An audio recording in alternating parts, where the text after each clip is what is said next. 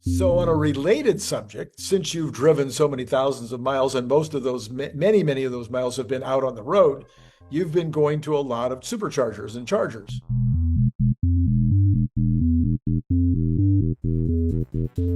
Yeah, and I have to tell you one thing. Oh, I select hotels that have charger stations in them because it's very convenient. You yeah, plug yeah, in, you charge, you don't have to.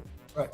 Yeah, so all I can tell you is that if it's not a Tesla supercharger, it flat out does not work. It's like they manufacture superchargers with a cable and with a thing and with a display, but they never, ever supply power. They never supply energy. I'm telling you, this is like a 100% observation. If it doesn't have Tesla on the front of the charger, it doesn't work. Period. So there was Sorry. so there was a new report out today. Yeah. Was saying that Ford and Rivian, their superchargers apparently are working pretty well. Now they're brand new. They don't have very many of them, but they're saying that the reports so far from their surveys have been that those are working okay. But that the other thing, and this is the one I wanted you to comment on, is that the reporting by people using Tesla chargers, while they're still excellent and top of class, that the numbers are coming down in terms of satisfaction. Are you having any trouble with Tesla chargers? No, they continue delivering unquestioned Yeah, support and energy and without any problem at all. I don't understand what they could be complaining about. I can't What either. is, what is the basis of the complaints? Yeah, they didn't give any kind of a list of what the problems were, and I I just went up the coast and back, 600 miles round trip, and I must have charged up 6, 7 times. Now maybe not, maybe five, and I had no trouble with any of the chargers. I have yet in my lifetime of travel on EVs, lifetime, it's only 5 years, but Right? in the 5 years of travel on EVs, I have yet to come to a Tesla supercharger and be disappointed. Yeah. One time I had to wait in line. I'm sorry, 2 times I had to wait in line. One was after the launch of 𝐼𝐹TT5, and I had to wait in line, 3 cars or 4 cars worth of them.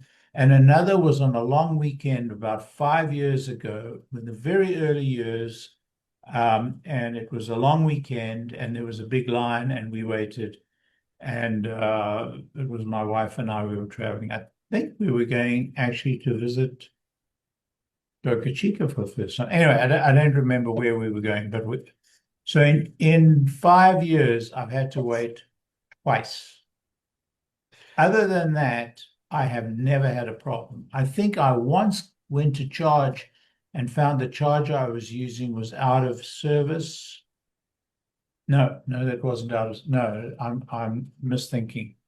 I can't think of a disappointing event. I cannot think of a disappointing event in a Tesla charger in 5 years, going on 6 years now. And there's just an amazing number of chargers. Yeah. Just amazing number of chargers. Driving from Miami, I'm in Orlando tonight. I'm picking up my brother in Orlando, and we're driving up to North Carolina together. We have a big event coming up this week, the whole family's gathering. And I looked at the map from Fort Lauderdale Airport to where I am here in Orlando. There's like 100 chargers. I mean, it's just dot, dot, dot, dot, dot, dot, dot, dot, all the way up. Yep.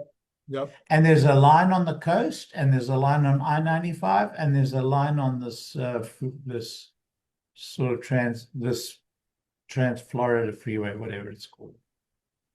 Amazing. Yep.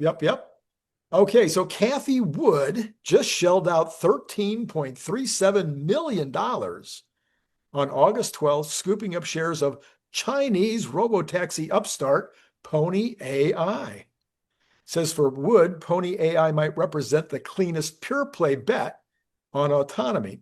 What sets Pony AI apart from the rest is that it's hitting two key levers, including fully driverless operation and manufacturing scale. On top of that, what it's doing is highly conducive, doing in highly conducive places that show a strong appetite there in China. For instance, last month, the company landed a marquee win where it got the green light to run fully driverless fare charging rides in Shanghai's Pudong core. And that's a major stamp of approval. So hardware costs are coming down. They think that their cars that they're building right now will only cost about $41,000 per vehicle. $41,000 in China. Anyway. Too high. It's too high. That's not good. They're going to have to get them down quite a lot. Quite a lot more than that.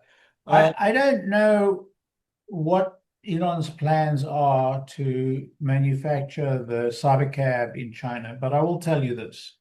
That Cybercab is an absolute winner spinner in China. Absolute winner spinner. I'm convinced of it. Look, Pony AI may be a good bet. I will tell you something. These guys at 𝐼𝐸𝐽 do a lot of research. You know, I just can't speak highly enough about them. So I have to trust the research that she's done. I think that the general thesis is that there's going to be a winner takes most in most countries, and won't necessarily be the same winner. Right. I think Tesla's clearly going to be the winner in the US, and probably going to be a very strong, if not what, I think it's going to be a winner in Germany. I can't believe if they manufacture the Cybercab in China that they won't be a winner, or one of the winners. Will China allow them to be a winner? I think that's the thesis that 𝐼𝐸𝐽 must be playing with. So, but $13.5 million is not a big bet for them. It's a reasonable size bet, I mean, for anybody. But anyway, there you go.